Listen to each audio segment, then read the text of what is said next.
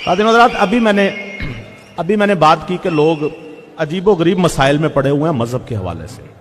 पिछले दिनों मैंने एक लिस्ट मुरतब की उन लोगों की जो अपने मजहबी मसाइल पूछते हैं। जरा आप अंदाजा कीजिए कि लोगों के जहनों में मसाइल किस किस किस्म के फंसे हुए। मैं एक ऐसे दफ्तर में काम करता हूं जहां खवातीन भी काम करती हैं। वहां अक्सर खवातीन का कोई टूटा हुआ बाल किसी कुर्सी या सोफे पर नजर आ जाता है।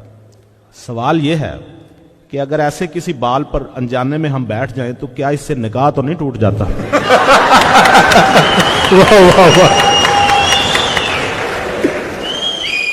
अक्सर घरों में सब्जियां मिक्स करके पकाई जाती हैं, मसलन आलू, मटर, गाजरें वगैरह।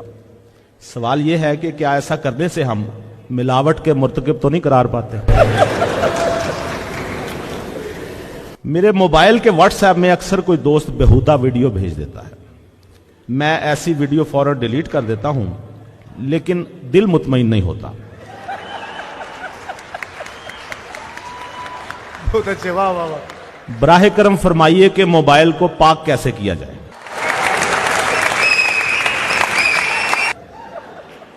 सवाल सुनिए मौलाना, मैं पूछना चाहता हूं क्या मनी प्लांट के पौधे को छूने से गुस्ल वाजिब हो जाता है?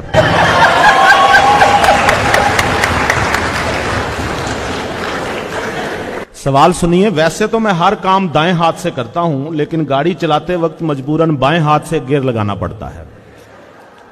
क्या मेरी बख्शिश हो जाएगी?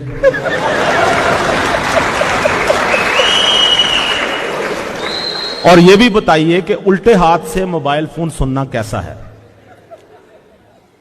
शलवार की जेब रखवाना कैसा है? और क्या ऐसी सूरत में जेब में रखे पैसे हलाल हैं?